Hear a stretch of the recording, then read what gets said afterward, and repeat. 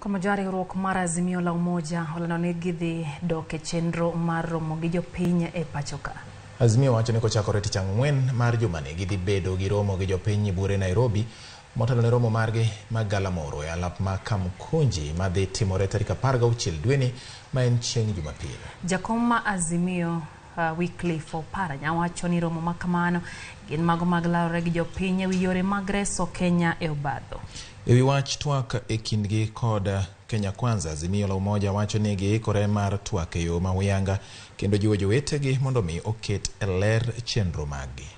Ewi wach twak ma ichano e kindgi kod Kenya Kwanza, Azimio la Umoja wacho ni giikore mar twak e yo ma huyanga kendo jiwo jowetegi mondo mi oket e ler chenrono. Twak makamano Nyakwara Mogi giwacho ni winjore tim e yor luor kendo duond buche duto winjo dwondgi.